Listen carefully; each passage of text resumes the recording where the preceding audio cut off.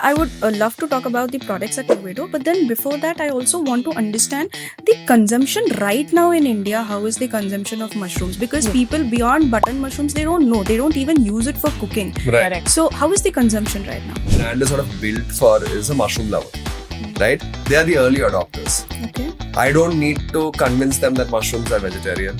I don't need to tell them that the mushroom is not going to kill you. So there's a lot of misconception and baggage surrounding mushrooms. So we were very careful in choosing who our customer is and who are we making this for, right? Yes, wellness seekers definitely. These are dried mushrooms. Right. So, can you please name these mushrooms? Reishi mushroom, lion's mane, a turkey tail. And each of these mushrooms is a separate rabbit tail.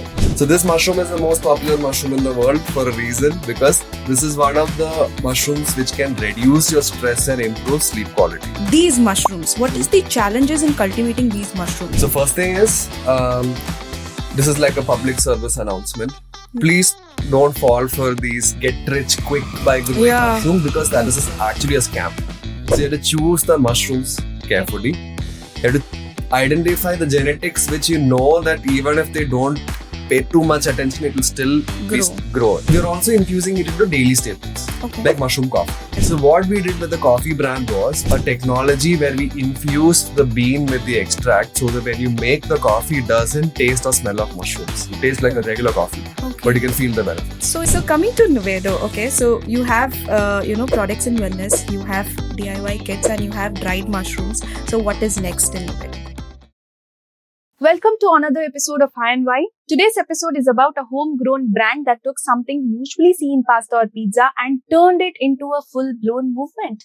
Gourmet mushrooms, medicinal mushrooms, grow kits, and the people behind all of this are proving that you can literally build a startup from fungi. So yes, today we have Prithvi and Jashid Hameed, the founders of Nuvedo. They grow gourmet mushrooms, teach the country how to grow their own, and most importantly, the wellness product out of mushroom are literally mind-blowing. Come on, let's jump into the podcast and hear from them. But before that, if you want to hear interesting information from entrepreneurs, then subscribe to our channel. First of all, welcome Prithvi and welcome Jashid. It's lovely to have you, both of you have you here today, because in spite of, I know how entrepreneurship journey is, and doing all this stuff is not easy. So thanks for making your time and being here. Thank you so much for having us. Thank you. It's a pleasure. Yeah. So I'll start with Prithvi first. So Prithvi, your journey was like you were into cybersecurity, you were into bioengineering, and then into conservation of fungi and wellness industry. So how did this all begin, basically? Why you thought that, I wanted to read about fungi? So, I think what happened was, while I was working in, spaces that were very deep end of tech and going into the nitty-gritties of the possibilities of, what humans can do, all of that. While I had that life, I think I was also, parallelly into wellness myself, but I was a yoga teacher. So I was also practicing for the last 10 years back then. And it was like a sort of, I would say, a cognitive dissonance of, there's one part of you that's in the deep end of tech, and you're exploring the possibilities of what humans can do. And at the other end, you're looking inwards and you're looking at, your body and your nourishment. And I kind of felt like those two worlds were apart, and I wanted to be, closer and closer to this side of things. And I guess food became that entry point where I was looking at, how could food systems enable us to live better lives? Because at the end of the day, when you have all the tech in the world, finally you need to have food on the table to eat and survive. And coincidentally, at that time, COVID also hit. So COVID was again like that sort of reminder and that push to say, at the end of the day, we could all be stuck at home and we still need food to eat. So, and that's when, we met and we said, okay, let's, take a leap of faith to see what could food systems in India look like. Where are they headed towards? What are we looking at? Fungi sort of crept into that place where we realized that, fungi could be grown possibly anywhere. You could be in a home. You can have no access to sunlight. You have just using agricultural waste products. And within a small room, you can grow mushrooms. And the journey started with growing mushrooms and learning how to grow. And through that, I think what you said, it became deeper than that. It went into wellness. It went into looking at conservation of fungi within India. It went into so many different angles. But I think the beginning and the starting point of that was out of sheer, necessity. If a human finally, like, everything on planet Earth is destroyed, there would be like a small little room. If you're stuck in, you can still, manage to grow a fungus and nourish yourself. Yeah, right. And I think that's not easy to learn about, fungi, being from a different background, and then read about it, study so much about it, and then start a business into this, also in the ecosystem place and also in the wellness industry, because I feel here you need to learn a lot, basically, is to, implement things off. Nice. Nice to know this. So, Jashid, for you, you were also from a very different background. Right. You did your BE from BITS Bilani, and then you did your IIM. You did your MBA from IIM. So, and then this thing happened. You also worked in different sectors, and then, your mushrooms happened, right? And I believe that you're a person who would bridge the gap between the science, nature, and all of this to grow these mushrooms, right? So why mushrooms for you? I think it's something that you just said, right? It's one of those spaces where there's a lot of learning. And I feel like I was always a very curious person till college and corporate happened, right? And I think after a long time, to feel like a kid again, to have that sense of wonder, to want to know something. You would remember when you're a child and you're really into something, you will sit and watch or read about it and you want to know everything about it. You have those phases where you're intensely into something, right? And as you get older, you forget how that feels. And suddenly at this juncture in my life, like however we got introduced to mushrooms or the idea, I sort of felt those feelings again. And I recognized it. I was like, okay, I was sitting up till 12 in the night reading like textbooks on mushrooms. And I think there was this moment where I actually paused and recognized that I feel great, the intellectual stimulation, the curiosity and all of these things which I have not possibly experienced in a long time is coming back. For me, that was a green flag, So what was you were reading? So I got introduced through a bunch of books, but I think my favorite book, which really got me into this, was called Radical Mycology by Peter McCoy.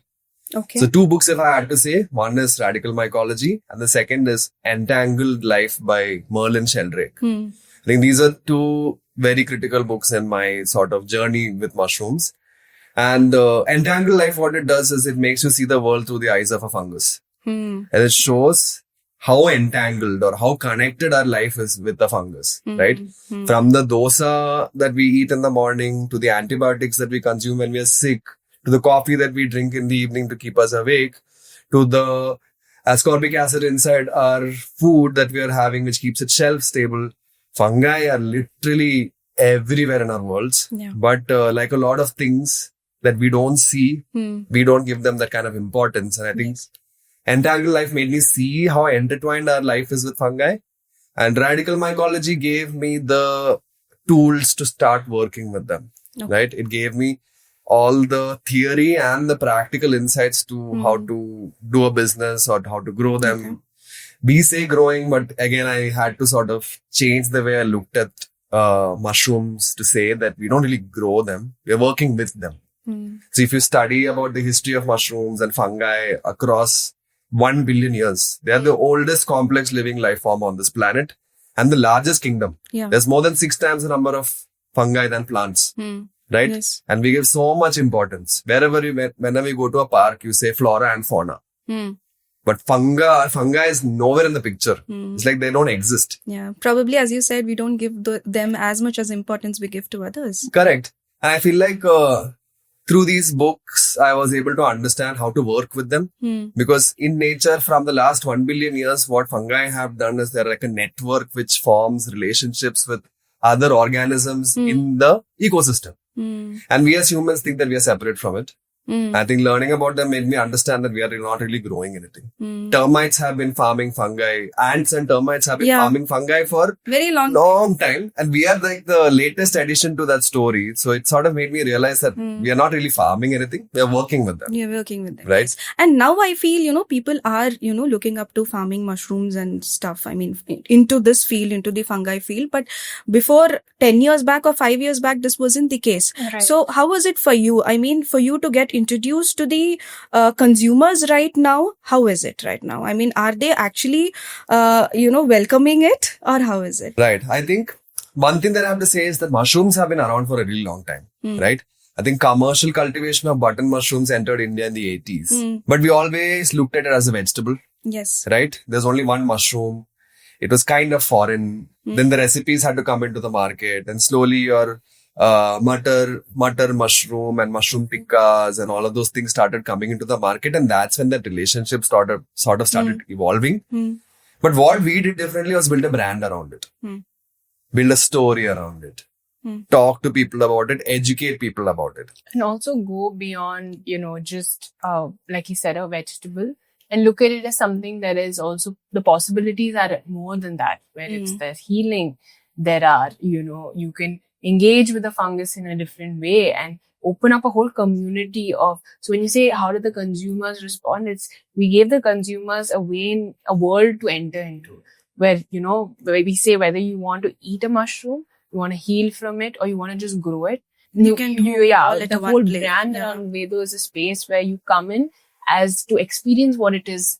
And it could be any relationship. So, growing that's something we completely stayed away from. We said we don't want to grow button mushrooms. We don't want to go down that path, but we want to explore the other worlds of possibilities.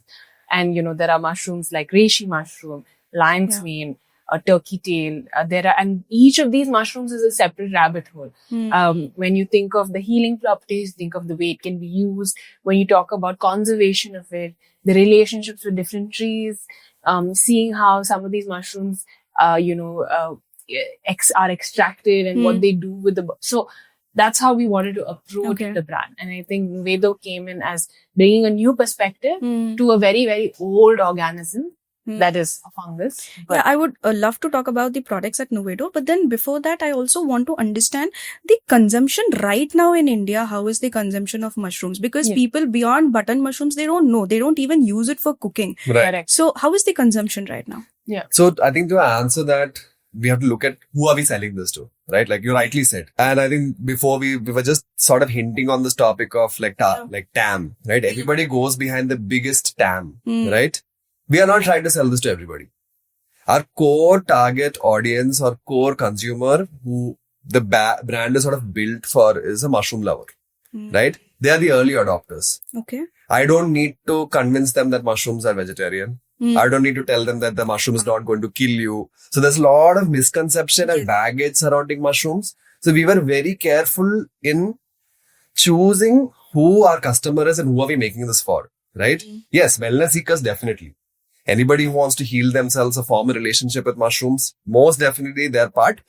But they would be, maybe like the second profile of consumers. Primary audience has always been people who are already in love with mushrooms, right? That's where it spreads from.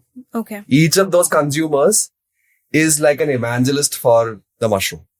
They love it so much, and we are giving them more and more information to spread amongst their families or communities so that information reaches them through a trustable source.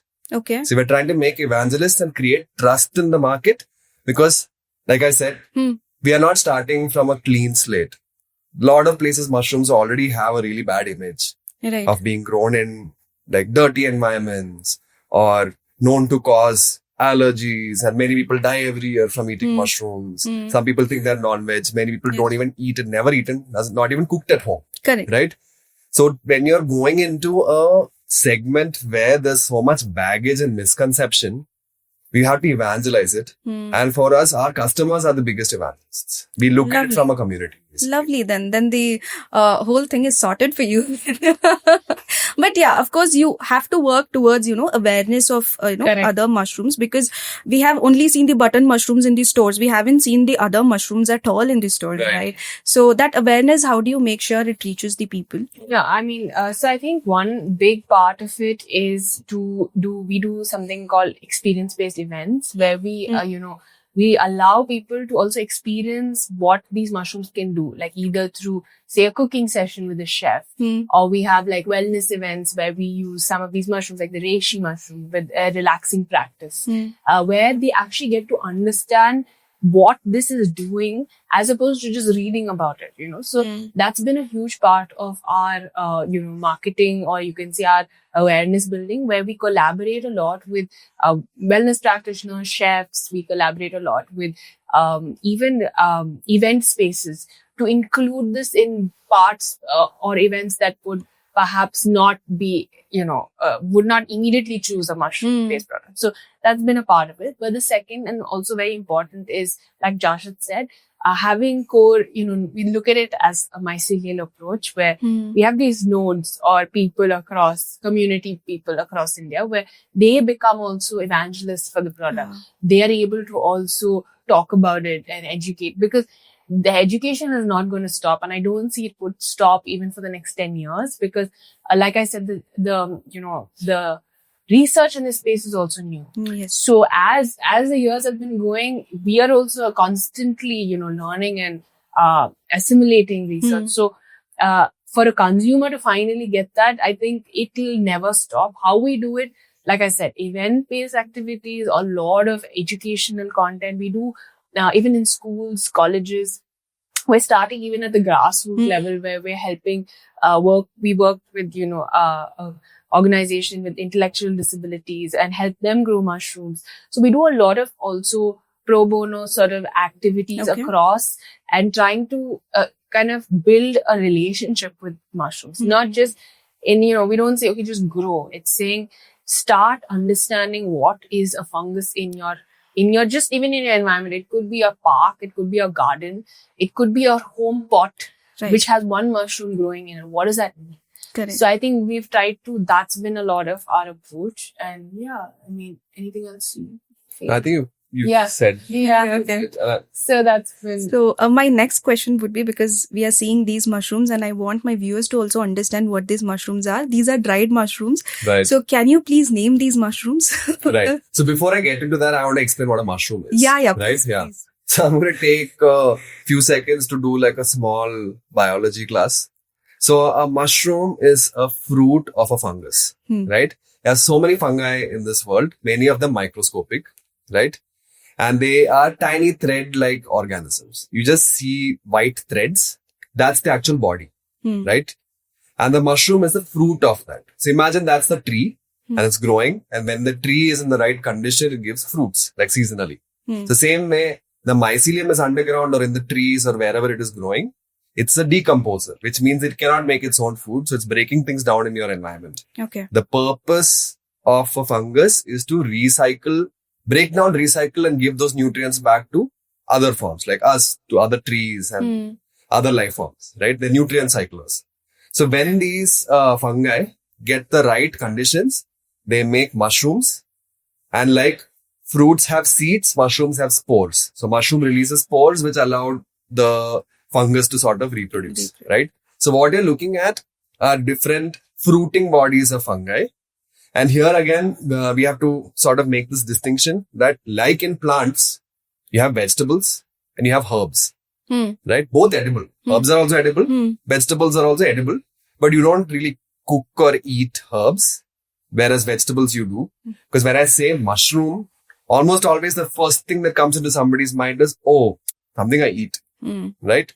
But there are mushrooms that you might not be able to eat, but which are very good for you, right? Okay. And there are some mushrooms which you can eat and which also have medicinal benefits. So most of the mushrooms that you see on this table right now are like the herb equivalents of the mushroom kingdom, right? Okay. So we'll start with like the most popular one. The reishi. The reishi. Yeah. Queen of mushrooms. Oh, okay. Herb of immortality.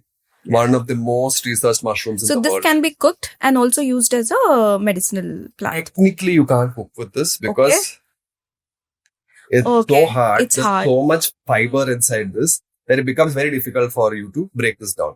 Think of this like a ashwagandha root. Mm. You can't eat it. Yeah, you can't eat it, but it's very good for you. Okay. Right? So here what we do is we extract this. Technically, you can make a tea from it. But what we do is we extract it and turn it into a syrup or powder so that you can get the health benefits from it. So this is the most popular What is mushroom. it benefited for? Great question. So this mushroom is the most popular mushroom in the world for a reason, because this is one of the mushrooms which can reduce your stress and improve sleep quality. Okay. So stress Everybody needs it. exactly. So stress reduction is the biggest sought after or like most highly searched benefit these days. And reishi mushroom can do that. Okay. So that powder, you just mix it in water or your tea. You can boil it in a tea and then have it. The extract, you can mix it with any beverage, consume it Any directly. beverage, okay. So we even make syrups which you can add to your beverage, which are tasteless and almost odorless. Like probably black coffee, black tea. Anything. Yeah. Okay. Main thing is to have it regularly. Okay. So if you sync it with, or if you sort of stack it with an existing habit, it makes easy for you to have it regularly. So tea and coffee is actually a good way to consume it every day. Okay. So this is reishi. Okay. And I think we can talk about the lion's mane mushroom, which is again very popular. And also you guys said it's always about the look and tree where it came from. Yes. Generally, mushroom names are either on the trees that they grow on or the way they look. So this is called the lion's mane because this is a dry version, but when you see it in a fresh, it has these you can thread. And it's in white in color? Yes, it's white in color.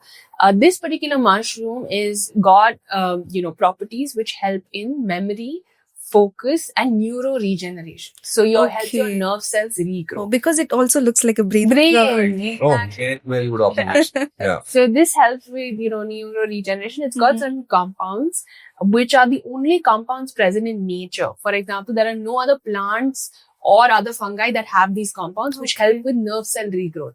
Okay. So what that means is after the age of 30, your nerve cells don't regrow, which is why as our life expectancy goes on, we get Alzheimer's, dementia, all of that.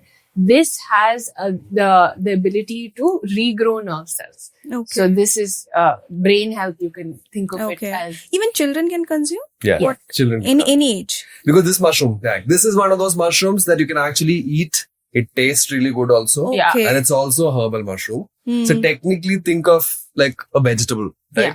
Okay. Children can eat it. There's no such thing as eating too much of it, Yeah. right? It's very safe. It can be cooked or directly eaten? Yeah, it can be cooked. All mushrooms should be cooked before eating. Okay. And this again can be had in extract form or in, Fresh form. fresh form as Okay. I think culinary mushroom. the next is we could talk about Shiitake. Very popular mushroom. I Yeah. think this is like the most widely consumed mushroom in the world. After button mushrooms, I think I heard of this mushroom. Globally, I think this is the most commonly Shiitake. consumed mushroom in the world, Okay. right? Mostly found in Asian food, right? If you have ever had some Japanese or Chinese food, I'm sure somewhere in that broth, either this is there. this mushroom was there, it was made, or it was used to make that broth. So what makes this mushroom unique is that it has the highest umami in any mushroom. So umami is the,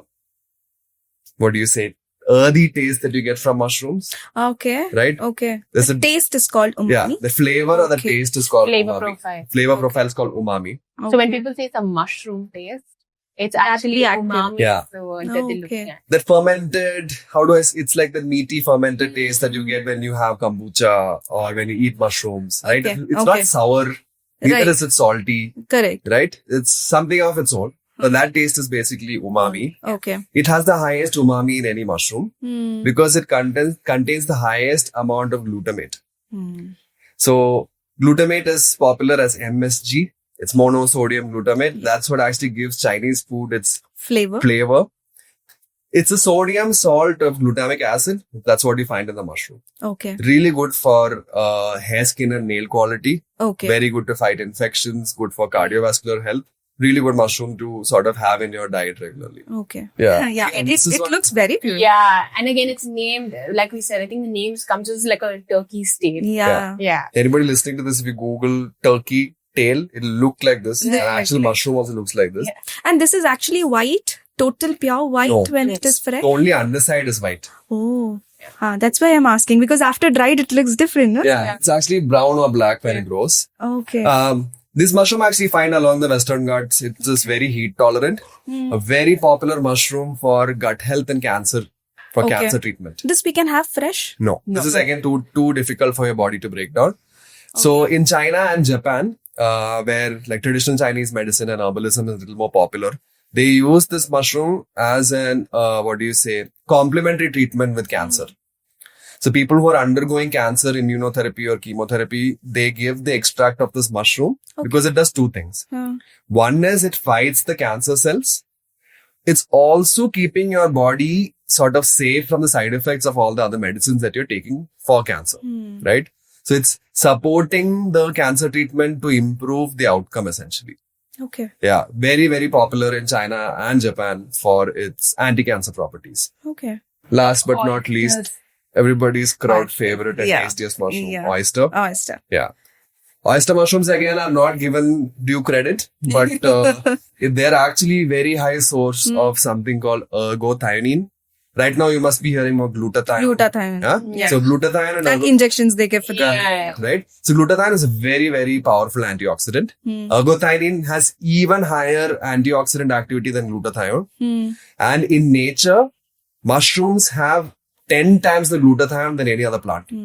We have everything in our plants and in our herbs, so rather we should have these. But you can't inject it. I know.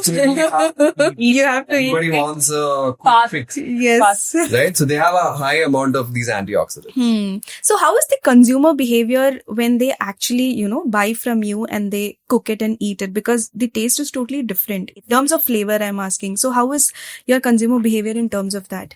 So, while our core products are extracts, we do, give out dry mushrooms to people. We don't really give fresh because most of our products are in the dry category because we use them eventually for our extract.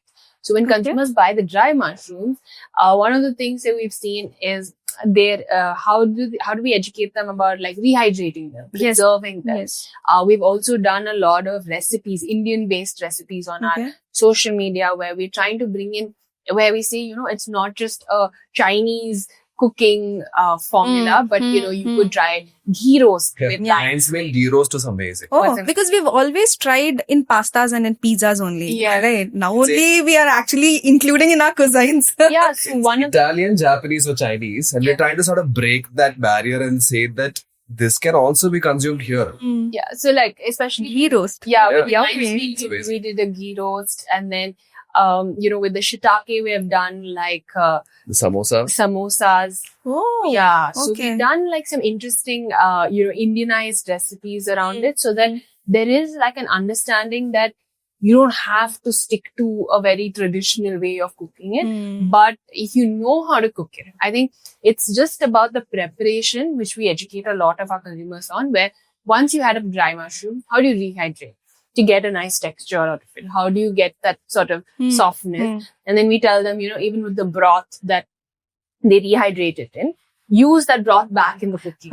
Yeah. So, and then again with shiitake, another thing that we say is like, make it into a paste because sometimes it's a bit chunky and people don't like that texture, especially Indian consumers. They don't want that sliminess so we say, put in the mixie, make it into a nice paste. And then we've done like shiitake balls where they can make these like just balls and then they fry it, they can make. So there's a bunch of different things we've done. Having said that, we've also tried to make it, sort of tell them that this is also a healthy way to consume. So then there's that part of it. Because while, our focus has been on the wellness part of it and extracts are our biggest thing, even though we do have dry mushrooms, this is how we've tried to kind of get them closer to it. Yeah. And also, I feel like for the folks who don't like the mushrooms but still want the benefits, that's where the extracts come in, right? Not easy to find all these mushrooms in the market, like we said, right? Yes. It's not available. So not having it available on a regular basis and not having variety, it hinders your purchasing behavior. Basically, if you can't buy it, you don't know what to do with it, but you want the benefit. For those people, what we have done is we have the extracts in liquid form. And we are also infusing it into daily staples, like mushroom coffee. right? Okay. Coffee is part of your.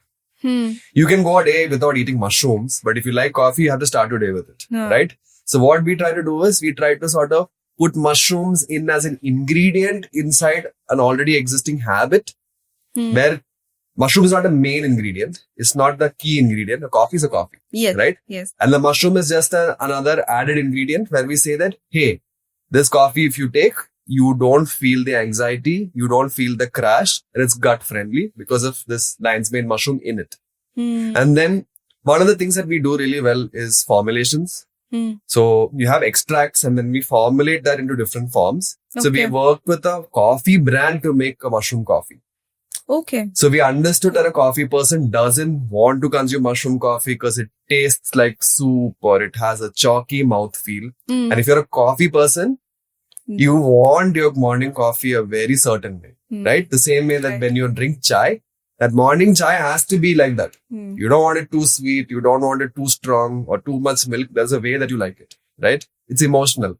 No matter if it's going to give you the next 100 years also, in that morning, you want that coffee that certain way. Only then your brain works. Exactly. Because you don't feel satisfied. Yes. So what we did with the coffee brand was we developed a technology where we infused the bean with the extract so that when you make the coffee, it doesn't taste or smell of mushrooms. It tastes like a regular coffee, but you can feel the benefits. So it's already, the bean is inclusive of the mushroom extract. Exactly. So you can buy the bean, grind it, use it with any device in filter coffee or inside your machine or mocha pot. However you make your regular coffee, don't change your habit. Okay. Lovely. That's quite interesting to hear. But then before that, I want to understand how is the cultivation process? Because we have seen button mushroom cultivation process. Yeah. And a lot of people are actually, saying, in a room, you can actually grow button mushrooms. You can earn this much and that much out of that.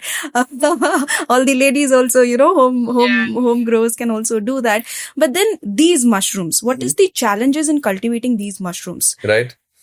So first thing is, this is like a public service announcement.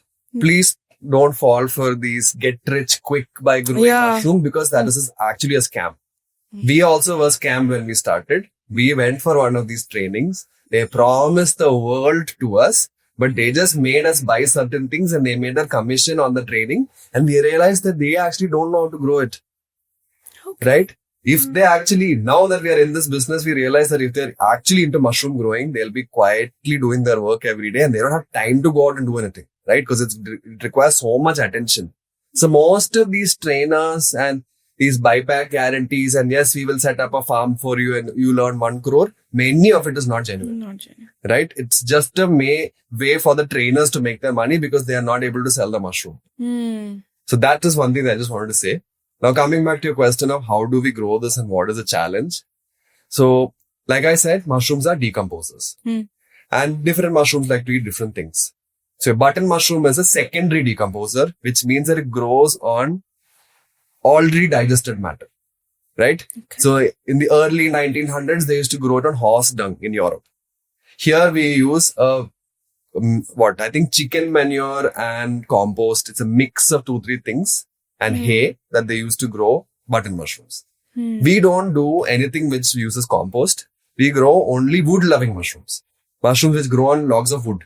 Okay. Right? Okay. So first thing is to get the right kind of wood and to source the right culture. The biggest challenge for us is that we have to find the right culture suitable for growing in Bangalore weather and on the wood that is available locally. You might have like a great mushroom strain or like a variety of mushroom which gives you very good yields, but maybe it grows only on oak wood. Where can you find that here? You can't, right? So finding the right genetics, finding the right growing medium, right? This is one challenge, but where most mushroom cultivators fail is contamination. Yes, right? Because it has to be totally sterile, right? Correct. 2 ways to do it. Either go full chemical, where you're using formaldehyde and bavastine and other fungicides and antibiotics and harsh chemicals so that nothing is growing in your farm, right? That's one way to do it. And that's unfortunately a lot of agri universities across India teach that. See, nothing wrong in it because people have to make their money and not everybody can invest in some high-tech, clean room, hygienic setup, right? These are poor farmers. But I think the consumer needs to have an option where he can buy clean mushrooms or the pesticide ones. So we do it 100% organically. Okay. No pesticides, no chemicals. Only through sterilization we make it, which makes it very hard for us, right? So every now and then there might be contamination and we might lose on full batch. And since we have traceability across the board, so starting from the pure mushroom culture till the final extract, across the whole process, if anything goes wrong anywhere, we can find out where it came from, right? We built that. This is where my engineering and manufacturing background actually helped me, worked, right? So growing mushrooms is like running a factory. It's not farming, right? It's microbiology. It's like running a biotech lab.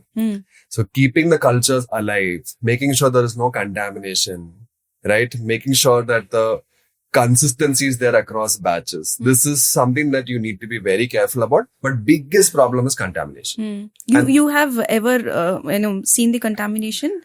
I think a lot of times. Yeah. Many times, and that's how we started. The first ever batch we made, we had about 150, 200 bags, all gone. Oh. And it happens in phases sometimes when, like there's new hands working on it, or people are new to the team, or like, there are some ways. Of course, we have protocols, we have SOPs, everything.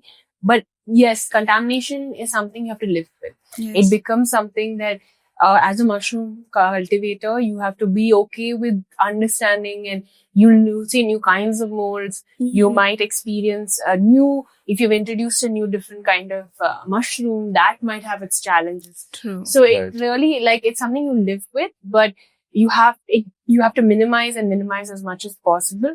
But I don't think there would ever be a mushroom cultivator who's never seen it. It's a rite of passage. Yeah. And I think it's also a learning. Without that, you won't be able to learn also how it does contaminate. And that's the moat, right? Yes. Everybody asks, what is the moat? Where's the tech? Why can't I start this? And I say, you can see everything that I'm doing. I will show you all the processes.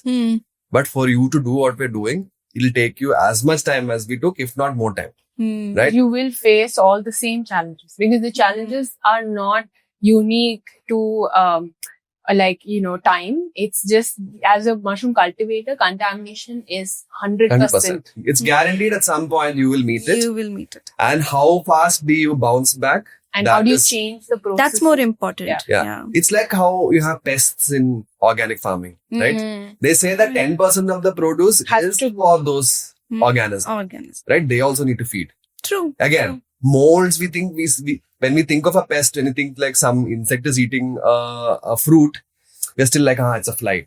But the second it becomes a mold, you're like, oh, scared, right? But it's the same thing. It's the same thing. Yeah, it is also eating its food, right?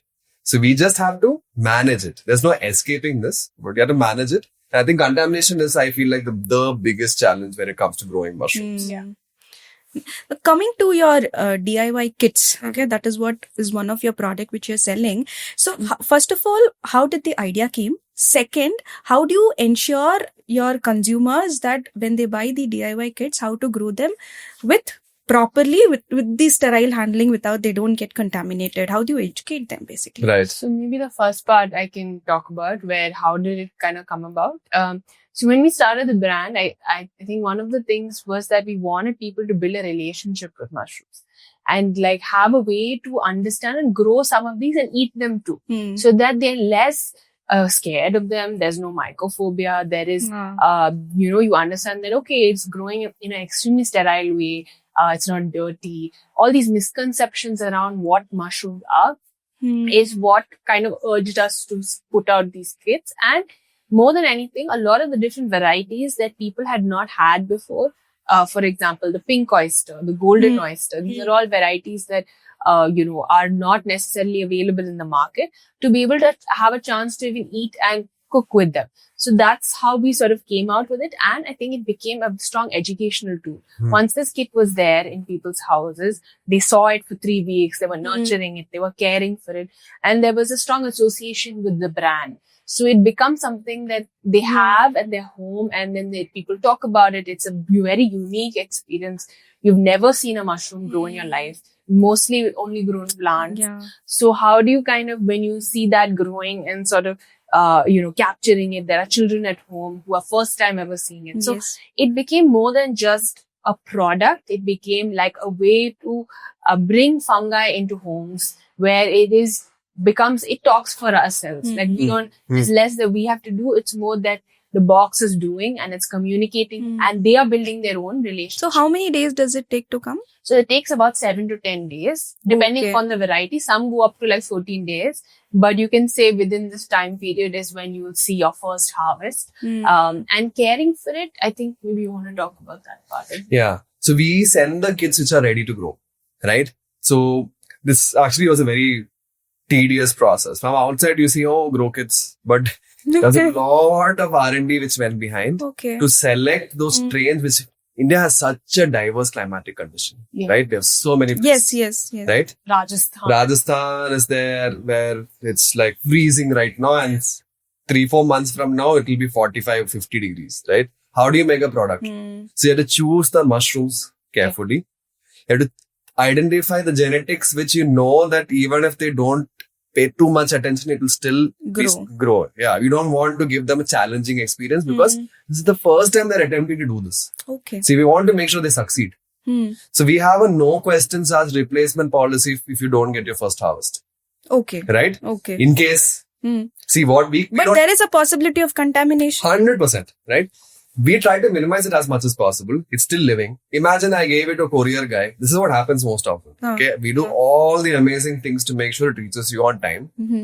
The second it goes into the logistics partner's hand, and I'm sure a lot of entrepreneurs and consumers can relate to me when I say this, then it's no longer in your hands. He might throw it in the sun. It might stay 6 days in some warehouse in the sun, and it might die there. Something might happen to it. And by the time it reaches you, it's gone. It's gone. Already. Right? So there's a lot of things that are beyond our control, but we have a very clear policy that, hey, if it's contaminated on arrival or you're not able to get your first harvest, we will replace it free of cost.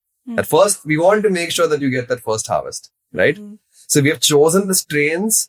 We are sending it to you at that right time where it's sort of ready to grow. And we have optimized strains for different seasons. There are certain kits which we only sell in certain seasons. Right? In summer actually, the second year that we started, we hit a big challenge because it was a heat wave. Even in Bangalore, it was like some 42 degrees. Yes. And mushrooms generally don't grow above 30. Right? And that was the time when we had not launched the extracts. The grow kits were the only source of income for us.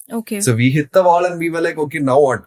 For next 3 months, we're seeing the weather report is not coming down only. And we were very lean, right? It's not like we had funding. So we were completely bootstrapped and we can't like burn money for 3 months. It was very tight.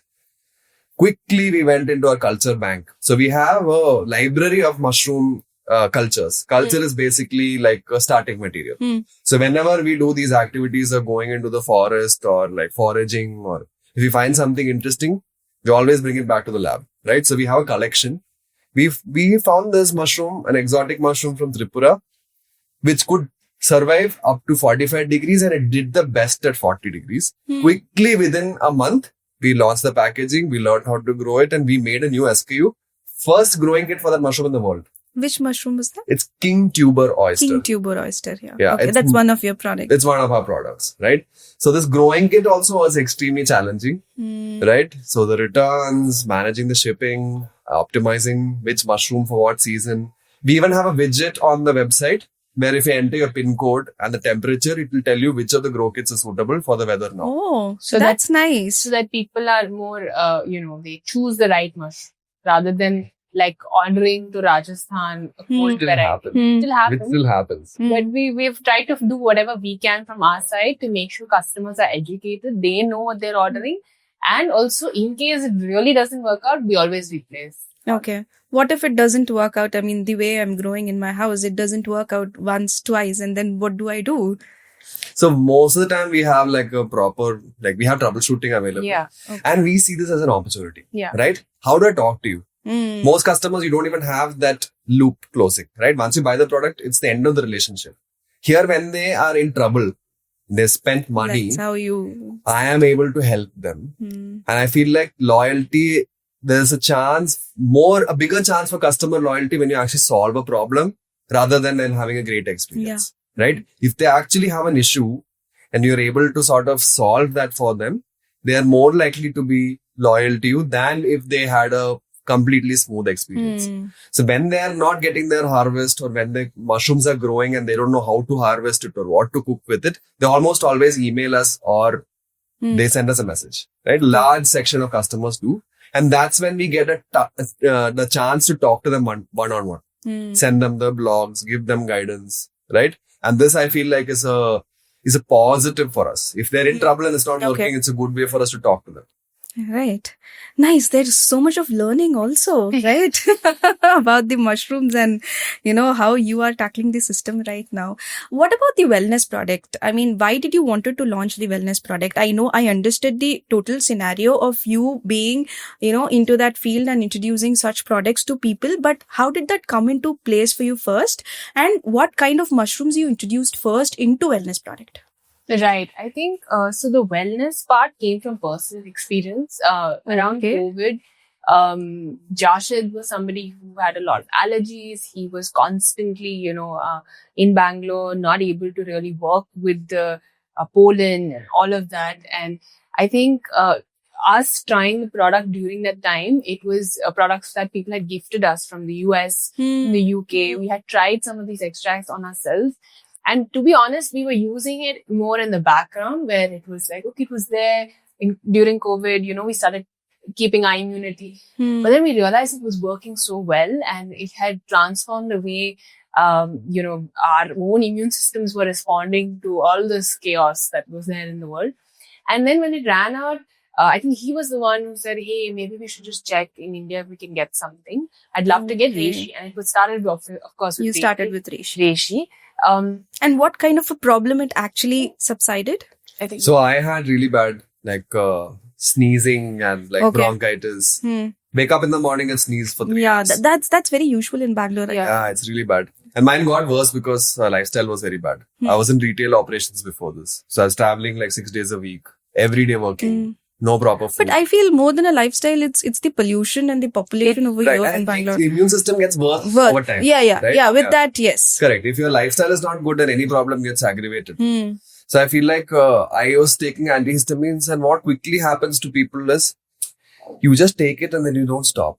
Right? It's solving the problem, but you have to now go to the doctor and get a second opinion and understand what the issue is, and then you're still working and you're like, no, I'll go later. Right now it's working. I'll go some other time. When you always wait for something to become really bad before you go to the doctor. I went, they gave me meds, which I was supposed to take for 2 weeks, ended up taking for 6 months. Right? It happens to a lot of people. Yeah. I took it for 6 months, and then I started getting side effects from Allegra and other meds. It started affecting my motivation, my mood. And I said, okay, this is not working out. I have to find a better answer to this. So one of my friends, who was in the US, and he sent me this thing. Hey, there's a lot of promising research around reishi and how it can calm your immune system. You have a lot of you have a lot of things in the plant kingdom which can activate your immune system or help you fight things. But there's very few immunosuppressants. You have a natural steroid which can calm your immune system without any of the other side effects. So reishi can do both at the same time. It can help you fight an infection, but if your system is hyperactive, it can calm it down. So I used the extract, and within, I think, 6 months, I was able to stop medicines fully. Lovely. Yeah. And I guess after COVID, a lot of them have, such kind of issues growing around. So I think everybody should try this. And not just that. I think in COVID is when people realized that there is other ways of healing. Yeah. Yes. That is also there. That's there. I think that people were seeking different modalities, which was not necessarily your traditional thing. And we were also in that space where we were like, okay, let's just not take, just keep our immune system good. So yeah, reishi became, and reishi still is one of the few products personally that I use the most. And it is, I think I understand why it's called the herb of immortality in some ways. Chinese used to actually, back, thousands of years ago, a lot of the knowledge came from China. They would only preserve this mushroom for the kings and the noblemen because they wanted their life to increase, and it was like something that was given as gifts back in the day. But I kind of understand because it's got so many benefits and it has potential that we still are discovering. I still understand. Right. So Lovely. That's a nice learning about Yeah. the reishi. I would also try one Yeah, after this. It can do a lot of things. Yeah. From, like you said, no, you had a very interesting observation where you said the mushroom looks like a brain. Here, if you see it, it looks like a kidney, right? Yes. So traditionally, when you look at healers Huh. and these tribal communities, the people who work with natural medicine, they know the benefit by just being around it. No, but it's not like we think. We always think they must have tried all this. Then one thing worked for their issue. So then they started using it as medicine. But the more you learn about natural healing, they say that they already, by looking at it, they have this intuition that this might be good for this thing, right? Purely on the basis of observation. So reishi is kind of like a shield, right? It's like a shield. And this is not varnish. This is actually how this mushroom looks. And the same sample has been with us for 2 years. And not so it's immortal in a way, Yeah. right? As she said. Yeah, like she said, it's not aged. Yeah. It's not breaking down. It's not disintegrating because it has so many of these bioactive compounds which are keeping it protected against all the things that are trying to break it down. That's why having this also increases your immune system. Yeah, it does both. It, in fact, it's a balancing thing. So if you have a very low immune system and you need a booster, it does it. But if you have a very hyperactive immune system and you need to calm it down, like allergies and all, it does that. So it's an immunomodulator. It's not a booster, it modulates. Right. And it's very fascinating because like you have Vata, Pitta, Kapha and everything in Ayurveda. Yes. In traditional Chinese medicine, one way that they look at in your body is like the elements. Fire, earth, water, wind. So they say that imbalance in the elements leads to diseases, right? So if you have too much moisture in your body, they use earth. Mushrooms are always earth element. Yeah. So too much of anything is happening or too little, like too much moisture, too much wind, too much fire. Always you add earth in that formulation to bring you back to your normal state. And I feel like that's what almost all mushrooms do, which is sort of bring you back to your ideal state of being, right?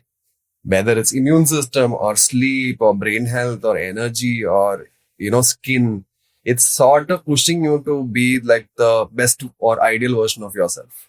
So the word in science, they call it as homeostasis. Which is just your own, you're just calibrated. It's like a device, imaginary body is this. Science now says homeostasis. Yeah. Of course, we've known all this. Honestly, all of this information, I believe, is just recycled. True. Now we use science. Earlier we would use something else, but it's all like recycled information for us to digest today. Correct. And moreover, we haven't seen fungi. And though, as you said, we have those information, but then we haven't never implemented or probably it came our way in our life. But then today it was really a lovely learning. I mean, my vision towards fungi is totally, different right now. Rather than eating, there are other benefits. Yeah. So we should definitely gain that. Absolutely. Okay. So coming to Nuvedo. Okay. So you have, products in wellness, you have DIY kits and you have dried mushrooms. So what is next in Nuvedo? I think different form factors, right? R&D never stops, right? I don't think that we have made the best extract till I feel like that is like a moving goalpost. Whenever you reach a certain milestone, then you're like, okay, I can do this to make it even better, right? So I feel like experimenting with different formulations and different form factors is what we want to do next. We started with the liquid syrups, now capsules and powders, something that we want to do. And also explore different mushrooms, different ways of formulating them, different new technologies. So I feel like understanding different ways to work with the same mushrooms, right? By doing more collaborations. Okay. If you are a brand which is making a beverage, you want to use mushroom extracts in the beverage, we want to customize it for you. Okay. Right? The same way that we did with the coffee.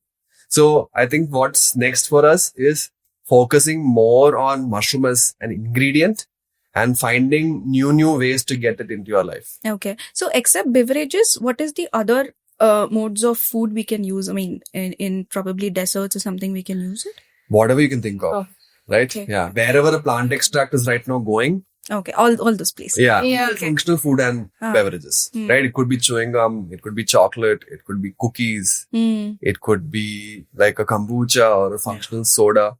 So wherever that benefit is needed, if there's an application where you need mushrooms in your product, we are there to sort of find you, like meet you midway. Nice. Lovely. Okay. We have come to the, end of the segment. Okay. So we'll just play a small game. Okay. Sure. This is like this or that. Okay. So both of you have to answer at the same time. Got it. Okay. Oh, Okay. So oyster or shiitake? shiitake. Okay. Lab days or farm days? Lab Lab days. days. Who panics more during contamination? I do. Yeah. Is it? Yeah. I thought it was her. Yeah. Me. Okay. Who's more likely to start a new experiment? That's Josh. again. Yeah. Okay. But I always thought it was you. That's what you think. because as she spoke, no, I understood the way she liked the mushrooms, doing different kind of, experiments towards it. That was, I understood about her. Okay. Depends on the kind of experiment. Yeah. Maybe you could say like the maybe the mushroom lab experiments would be maybe outside the thing. You're not Or tinkering. art, culture. Culture. Ah, Yeah, the softer side of things. Yeah. okay. Nice. Who's messier founder? Oh, Josh. 100%. 100%. Okay. Lines main for focus or reishi for calm? Thanks, Nail and Ray. Reishi. 100%. Yeah, we already know this. Okay. One giant mushroom or 100 tiny cute mushrooms? 100 tiny cute ones. That looks lovely. Yeah, 100 times. Okay. One variety you personally wish more people would try. Should try. I think One variety. reishi. Personally, if I had to pick a mushroom that I think everyone should try and would be safe and would see some benefit, forget sleep or whatever, something, it would be reishi. Reishi. Yeah, I'm going to have a very controversial answer here today. I think at some point in your life, most people should have a psilocybin or a magic mushroom experience. Right? Yeah, at some point. Okay. Yeah. Keeping in mind the legality and the availability in other countries and wherever you can access it. If you can access it and if you have the privilege to go and do it at some point in your life, I think you should do it. One word for the Nuvedo journey. Resilience.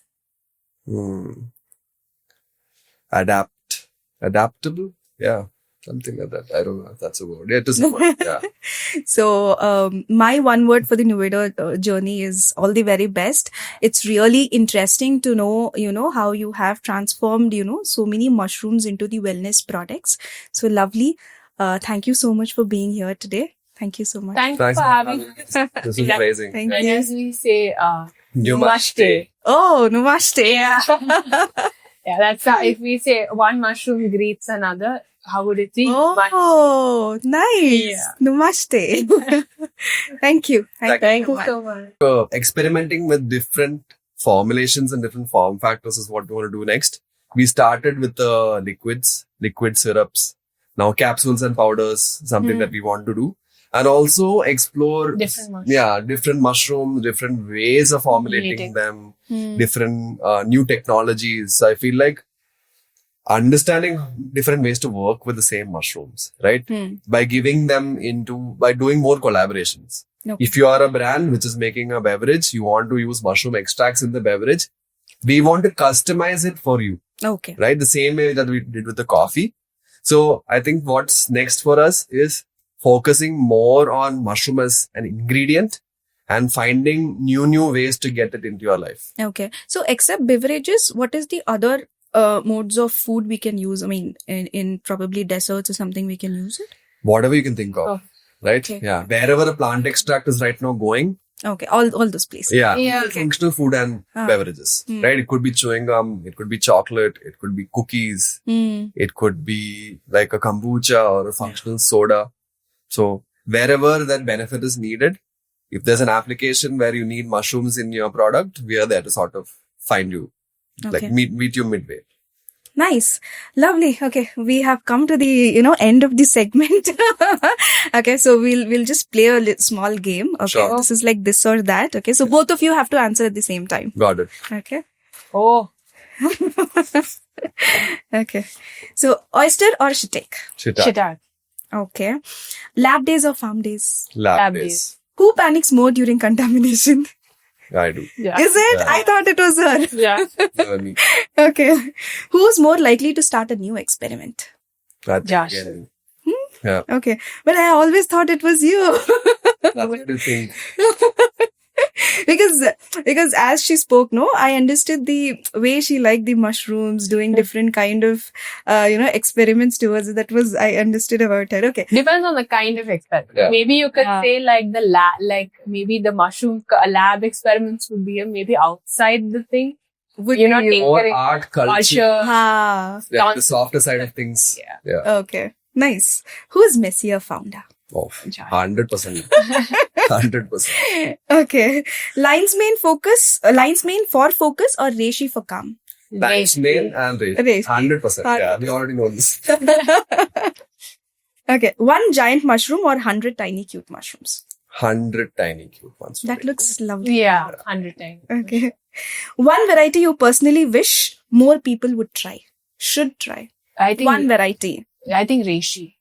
Personally, I mean, if I had to pick a mushroom that I think everyone should try and would be safe and would see some benefit, forget sleep or whatever, something, it would be reishi. Reishi. Yeah, I'm gonna have a very controversial answer here today. I think at some point in your life, most people should have a psilocybin or a magic mushroom experience. Right? Yeah, at some point. Okay. Yeah. Keeping in mind the legality and the availability in other countries and wherever you can access it. If you can access it and if you have the privilege to go and do it at some point in your life, I think you should do it. One word for the Nuvedo journey. Resilience. Adaptable? Yeah. Something like that. I don't know if that's a word. Yeah, it is a word. Yeah. So, my one word for the Nuvedo journey is all the very best. It's really interesting to know, how you have transformed, so many mushrooms into the wellness products. So lovely. Thank you so much for being here today. Thank you so much. Thanks Thanks for having me. This is amazing. Thank And you. as we say, Namaste. Oh, namaste. Yeah. Yeah, that's how, if we say one mushroom greets another, how would it be? Oh, nice. Yeah. Namaste. Thank you. Thank Thank you so much.